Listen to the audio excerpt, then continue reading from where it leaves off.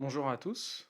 Aujourd'hui, je vais faire l'étude du redresseur double alternance monophasé, aussi appelé pont de Gretz. Alors, le redresseur double alternance, c'est un circuit qu'on retrouve dans beaucoup d'appareils, notamment les chargeurs de téléphone portable ou d'ordinateurs portables.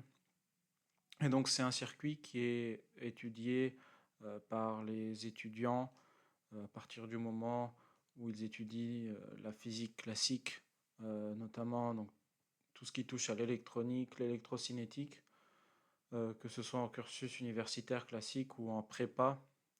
Généralement, en classe préparatoire, c'est vu en deuxième année.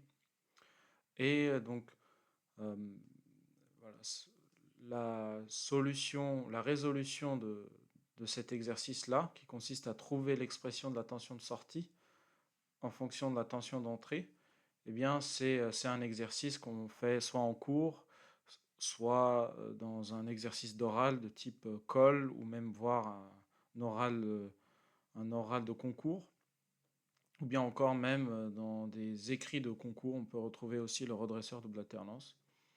Donc, euh, donc le voilà, je l'ai représenté ici sur l'écran. Alors on le retrouve aussi sous une forme un peu différente, présentée différemment, c'est la même chose, mais juste en forme de losange, avec les 4 diodes en forme de losange, mais je trouve que cette forme est bien plus facile à mémoriser.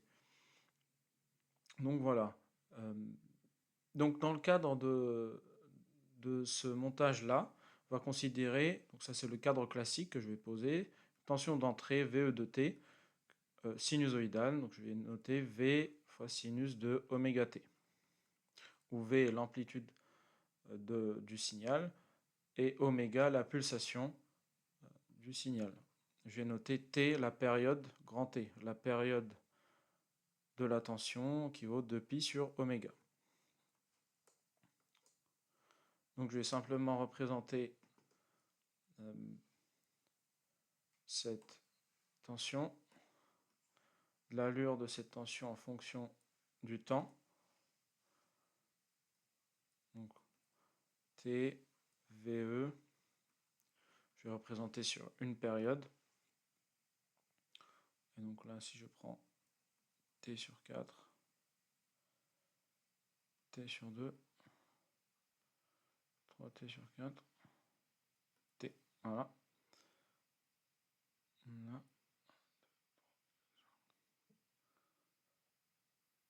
Voilà. Donc, en sinus, donc commence à 0, je monte, je descends en T sur 2, je suis nul, et ensuite je remonte à T.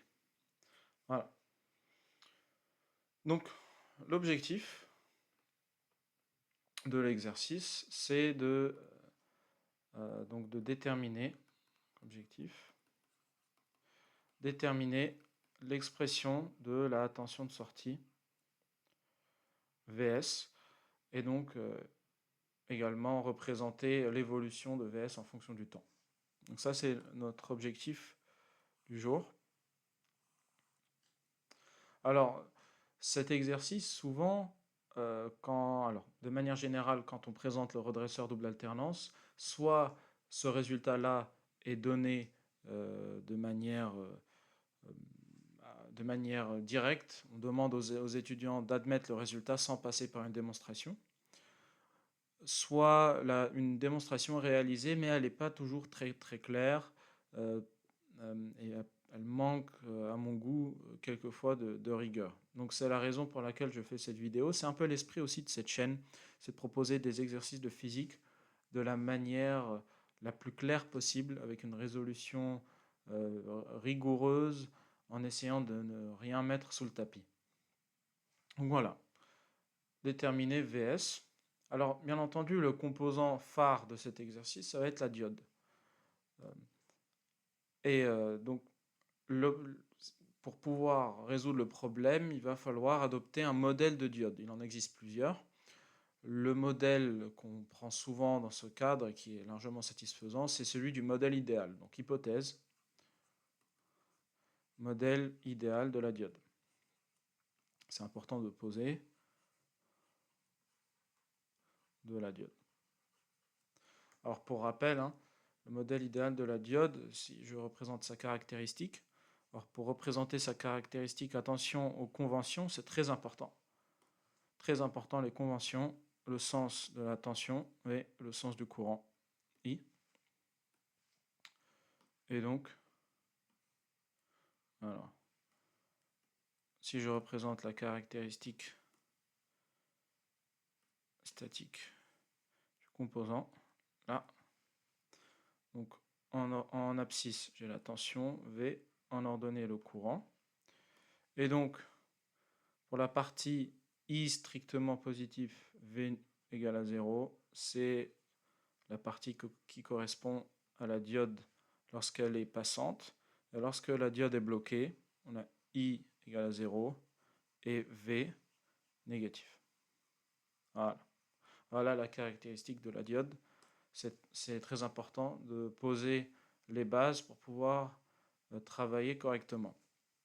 Alors toute la difficulté en fait de cet exercice, et c'est la raison aussi pour laquelle résoudre ce type d'exercice est intéressant, c'est de manipuler ou de gérer un circuit, un montage avec un composant non linéaire comme la diode. Toute la difficulté en fait réside dans la détermination de l'état de la diode, de chacune des diodes. Ici en plus on en a 4. Donc d'autres termes, pour chaque diode, il va falloir déterminer si elle est passante ou si elle est bloquée. A priori, ce n'est pas quelque chose d'évident parce que c'est des composants à commutation naturelle. Donc tout dépend de la tension à leur borne ou du courant qui les traverse selon les informations à disposition. Donc voilà, c'est des choses, c'est vraiment la difficulté d'un montage composé de diodes et c'est la raison pour laquelle c'est aussi très intéressant de savoir résoudre ce type d'exercice. Donc voilà, on va chercher donc à déterminer l'état de chacune des diodes. Pour ce faire, la méthode, la procédure à suivre, c'est des raisonnements par l'absurde ou avec des disjonctions de cas.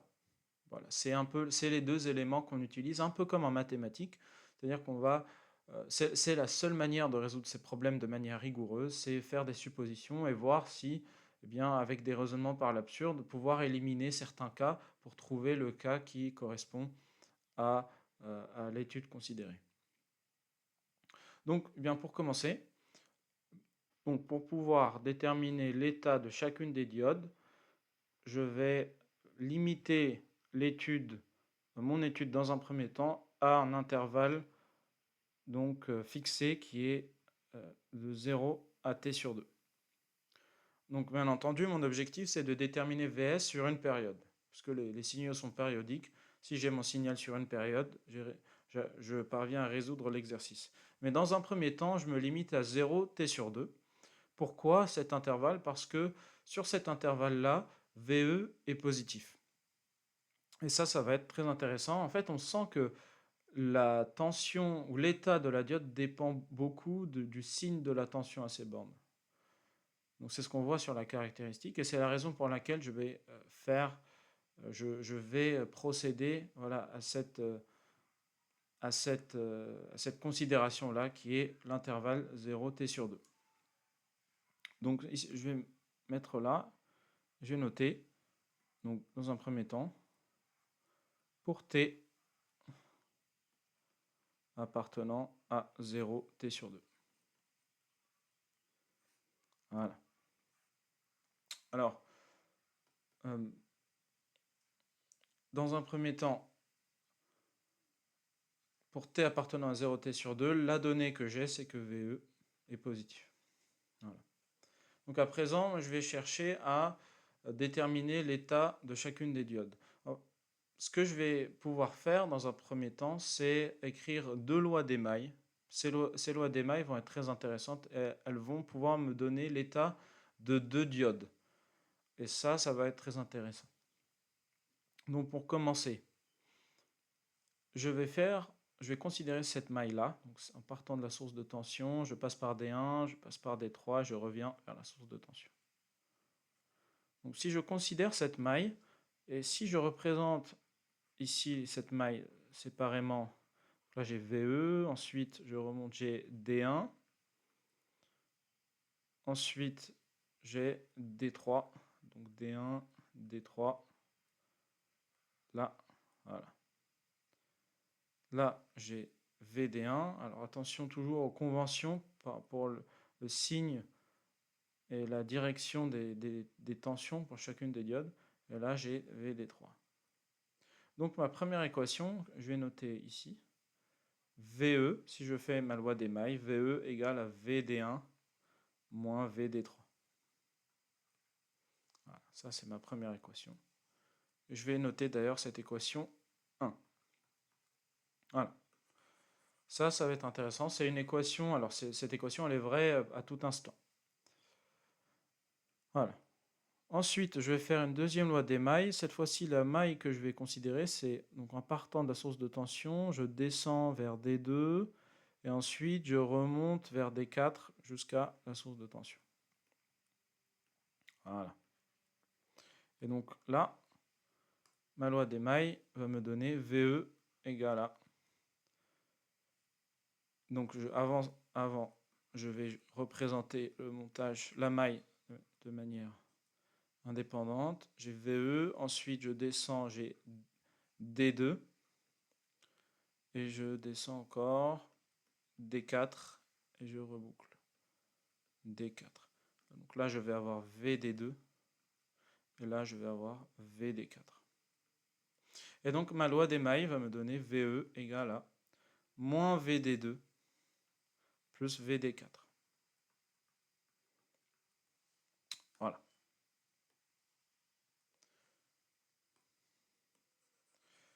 Donc, une fois que j'ai ces deux équations, je vais pouvoir commencer. Donc, je vais commencer par un raisonnement par l'absurde. Je regarde mon équation 1 et je me dis, je commence. Si D3 est passante, c'est une hypothèse. Si D3 est passante, alors qu'est-ce que ça veut dire? D3 est passante, si on regarde la caractéristique d'une diode idéale, V3 passante, ça veut dire que la tension aux bornes de ma diode est nulle. Donc VD3 égale à 0. Donc l'équation 1 va me donner VE égale à VD1. Donc VD1 égale à VE. Et VE étant positif, je vais avoir VD1 qui est positif. Et alors là, on se retrouve avec un problème, parce que si on regarde la caractéristique de la diode, on a la tension, elle peut être nulle ou elle peut être strictement négative. Mais elle ne peut pas être positive. Elle ne peut pas être strictement positive. Donc, on a une contradiction. Donc, cette équation-là, VD1 positif, ça, c'est impossible. On a une contradiction. En conclusion, étant donné qu'on a une contradiction, exactement comme en mathématiques, on en déduit que notre hypothèse de départ est fausse et donc que D3 est bloqué. Voilà, D3 est bloqué. Donc voilà, ça me donne déjà, je représente en rouge, D3 avec une croix, ça veut dire que D3 est bloqué, le courant ne passe pas. Donc j'ai pu déterminer l'état d'une seule diode. Maintenant, à partir de ça, je vais pouvoir déterminer l'état de la diode D4. Pourquoi? Parce que là, si je fais aussi un raisonnement par l'absurde, je dis, si D4 est bloqué également,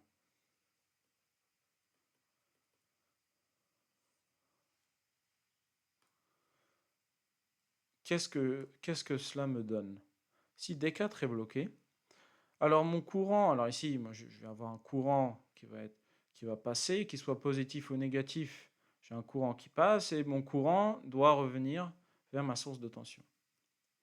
Mais là, mon courant, lorsqu'il est là,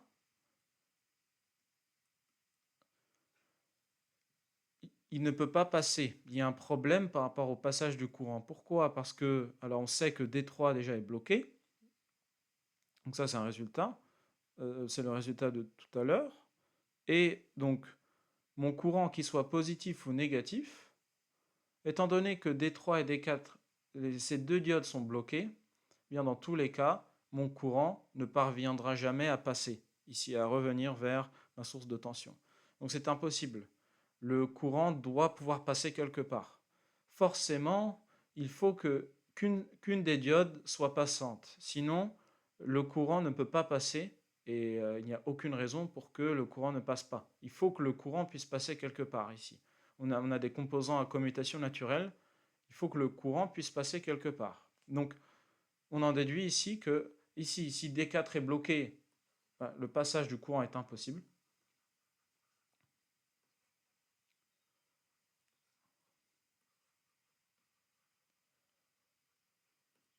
Est impossible.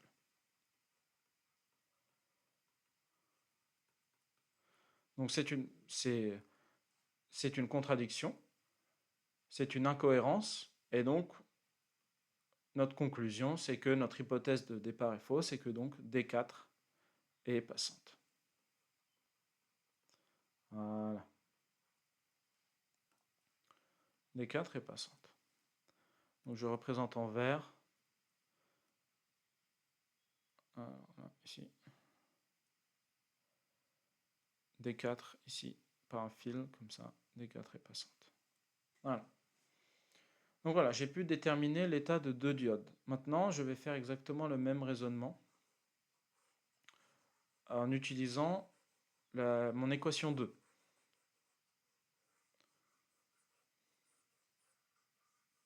Donc, si j'observe mon équation, l'équation 2, qui est juste là, je dis, si D2 est passante, alors cela signifie que VD2 est nul, et par conséquent, j'ai VE, d'après l'équation 2, je vais avoir que VE égale à VD4. Étant donné que VE ici est positif, c'est vraiment l'intérêt de cette hypothèse de départ pour T appartenant à 0T sur 2. On en déduit que VD4 est positive. Or, comme on l'a expliqué tout à l'heure, pour une diode, c'est impossible. Soit la tension est nulle, soit elle est négative. Voilà. Impossible. Donc on en déduit que notre conclusion, c'est que notre hypothèse de départ est fausse et que donc D2 est bloqué. D2 est bloqué. Voilà. Donc ici, je vais représenter en rouge. Et de la même manière, ici, ayant ce résultat, je dis, si D1 est aussi bloqué, si D1 est bloqué, je vais représenter en violet là, donc mon courant I, qu'il soit positif ou négatif, ne pourra passer ni par D1, ni par D2. Donc là, on a une contradiction, on a une incohérence, on a un problème. Le courant doit pouvoir passer quelque part, comme tout à l'heure. Et donc, ici, si D1 est bloqué, le passage du courant est impossible.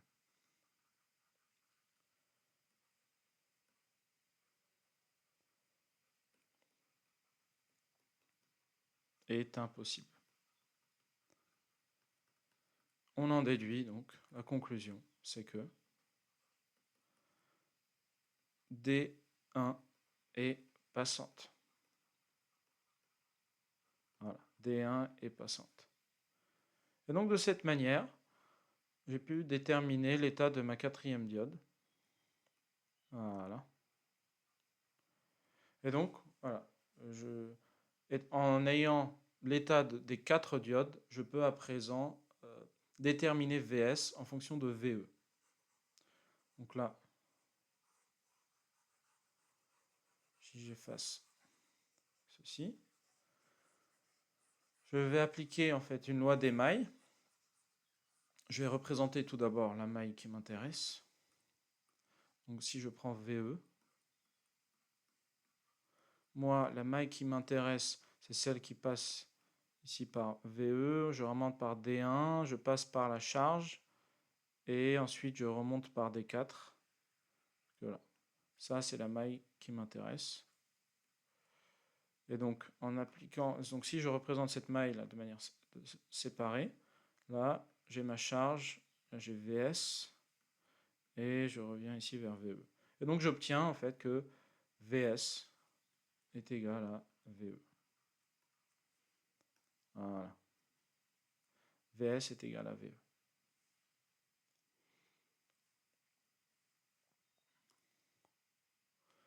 Je vais d'ailleurs commencer par représenter la tension VS tout en bas, où je vais superposer VS sur la courbe de VE. Je vais représenter VS en vert. Et donc, ici, VS bien, vaut exactement VE. Voilà.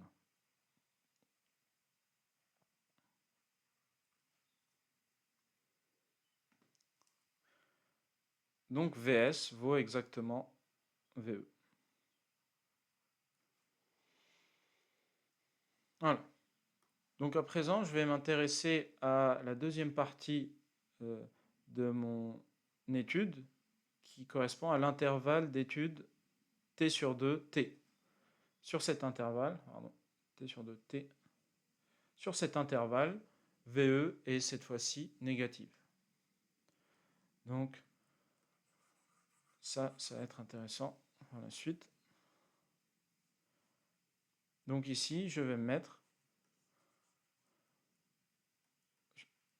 sur l'intervalle T sur 2, T. Et donc ici, j'ai VE négative.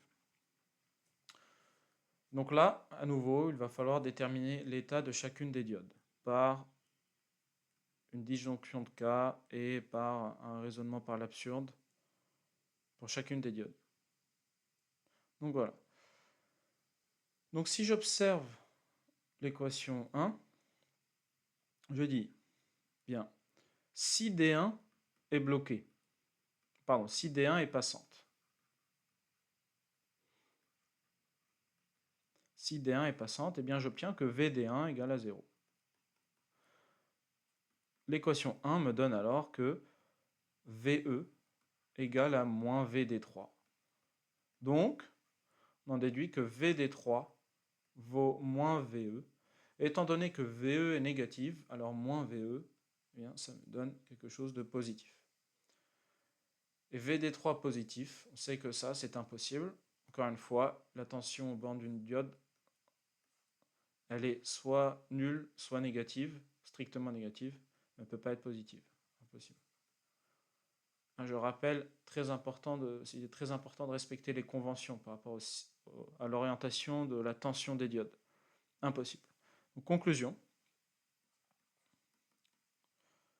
c'est que D1 est bloqué. Voilà.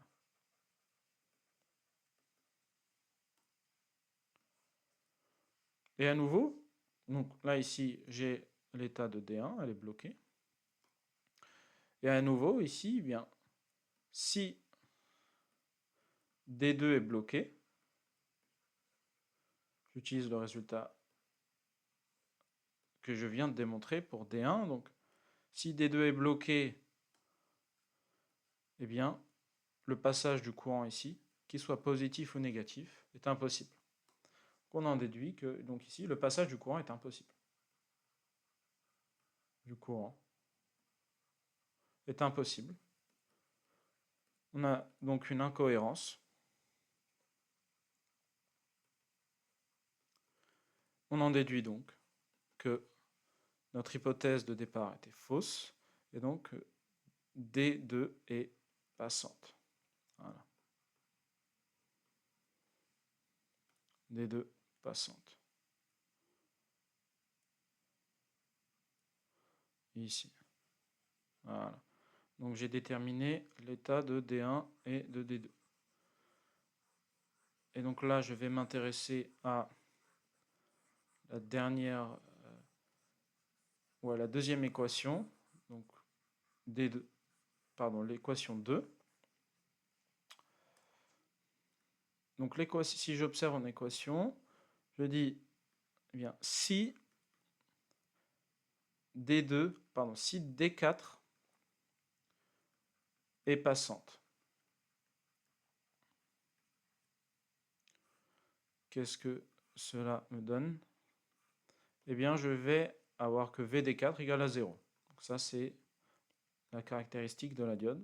On en déduit, d'après l'équation 2, que VE égale à moins VD2. Et donc que VD2 vaut moins VE, qui est donc positif, étant donné que VE est négatif. Ça, c'est impossible. On en déduit donc, conclusion, on en déduit que D4 est bloqué. Voilà. Et enfin, si D3 est également bloqué, si je m'imagine que D3 est bloqué, là, pour mon courant I, qu'il soit positif ou négatif, il ne pourra passer ni par D3 ni par D4. Le passage du courant est donc impossible, ce qui n'est pas possible. Le passage du courant est impossible.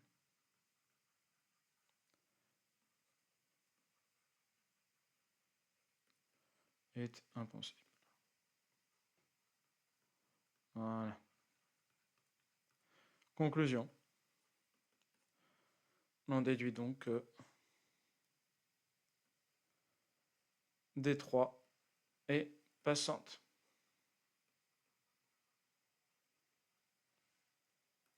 Voilà. D3 est passante. Voilà, donc là j'ai déterminé l'état de mes 4 diodes. Et donc, il suffit maintenant de réaliser une dernière loi d'émail pour pouvoir déterminer la tension Vs.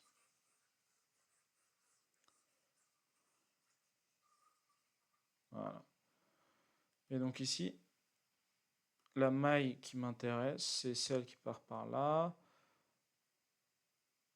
Et alors, justement, je vais représenter avec une autre couleur.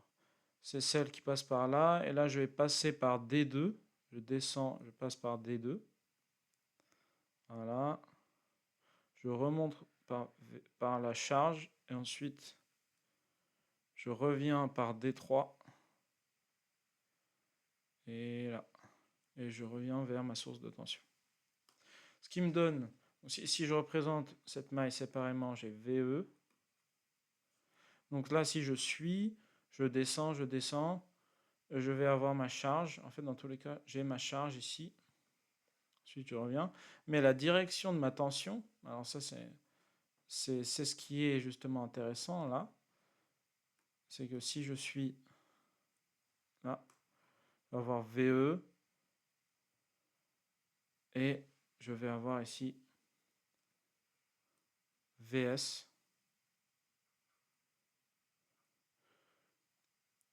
Parce qu'ici, la pointe de la flèche ici, et l'extrémité pointue de la flèche, eh bien, elle pointe vers la deuxième partie, c'est une manière de voir les choses, pointe vers le chemin de retour de ma maille ici, que j'ai représenté.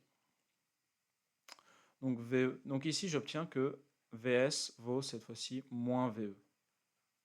VS vaut moins VE. Donc si je représente ici sur ma courbe, là, cette fois-ci, VS vaut moins VE. Voilà. Donc voilà.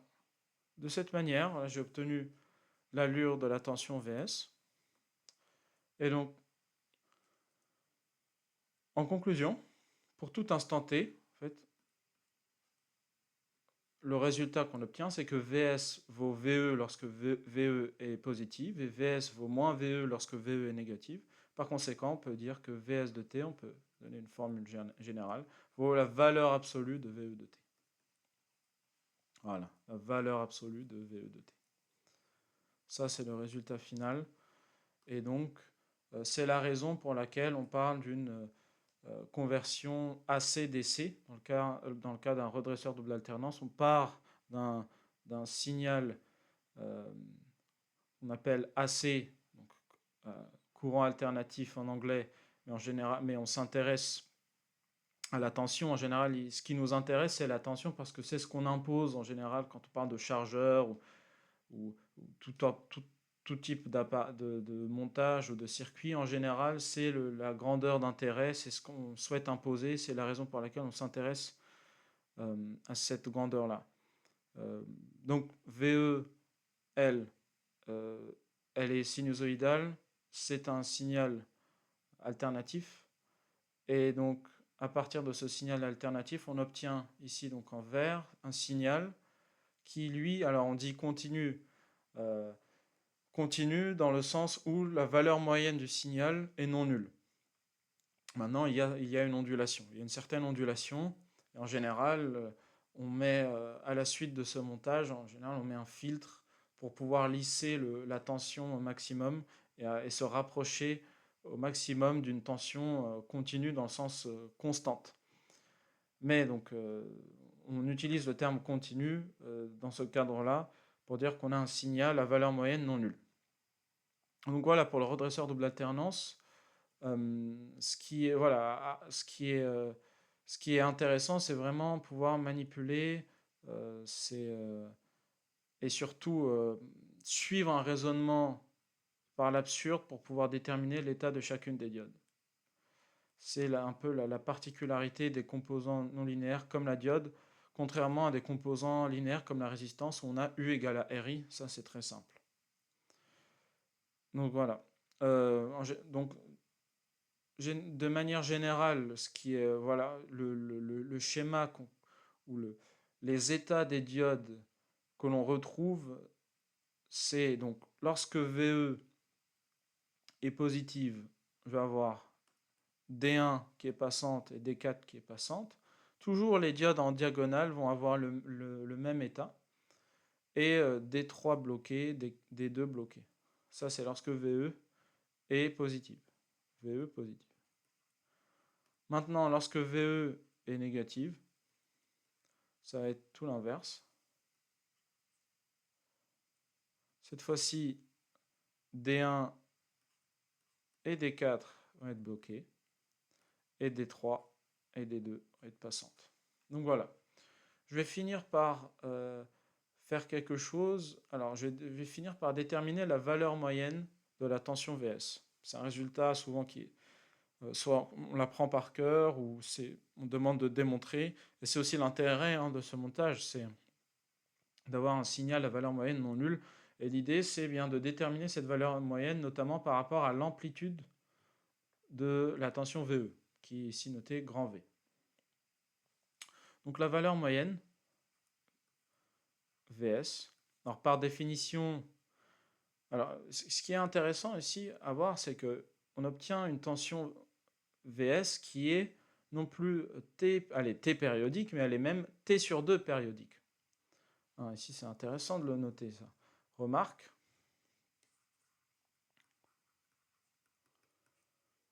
VS et T sur 2 périodique. En d'autres termes, la fréquence est multipliée par 2. On le voit sur le schéma. Ici. Au bout de T sur 2, on retrouve exactement le même motif. Donc, par conséquent, la valeur moyenne VS, je fais 1 sur la période qui correspond ici à T sur 2 fois l'intégrale entre 0 et T sur 2 de VS de T dt.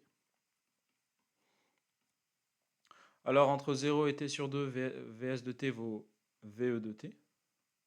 Donc c'est la valeur absolue de VE de T. Donc ça correspond à VE de T. Donc si on regarde ici, VE est bien positive entre 0 et T sur 2. Donc voilà. J'aurais dû peut-être le représenter en rouge, ça aurait été plus clair, pour bien faire la différence entre VE et VS. VE, c'est bien en rouge ici. Et donc, Ça me donne donc le 1 sur t sur 2, ça me donne 2 sur t fois l'intégrale entre 0 et t sur 2 de v sinus de oméga t. En d'autres termes, j'ai Vs qui vaut 2 sur t fois v fois l'intégrale entre 0 et t sur 2 de sinus de oméga t. Pardon, ici j'ai oublié mon dt. Ce qui me donne 2 sur t fois v fois l'intégrale de cosinus moins cosinus de oméga t sur oméga. Voilà. La dérivée de cosinus, c'est moins sinus. Donc, la primitive moins cosinus de oméga t sur oméga entre t sur 2 et 0. Donc, Vs vaut 2 sur t fois v fois, alors, je vais avoir moins cosinus de oméga t sur 2 moins cosinus, moins cosinus de 0, donc plus 1, divisé par oméga. Alors ici, je vais avoir, ici, là, j'ai du oméga fois t. Ici, j'ai du oméga fois t sur 2, donc, pour rappel, hein, oméga fois t, c'est oméga fois 2pi sur oméga, donc, ce qui vaut 2pi. Donc, oméga t sur 2, ça vaut pi. Et cosinus de pi, ça me donne moins 1. Donc, je vais avoir moins 1 plus 1, ce qui me donne 2. Donc, en d'autres termes, ici, j'ai Vs qui vaut 2V divisé par 2pi fois 2. Les deux se simplifient, et donc j'obtiens Vs qui vaut 2 sur pi fois V. Voilà.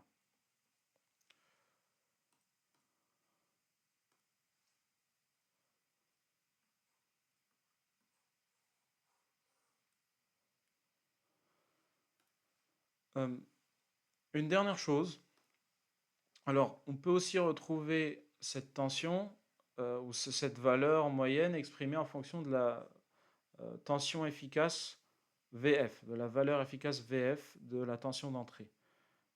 Sachant que V, c'est VF fois racine de 2. Et donc dans ce cas, on a Vs qui vaut 2 fois racine de 2 divisé par pi fois Vf.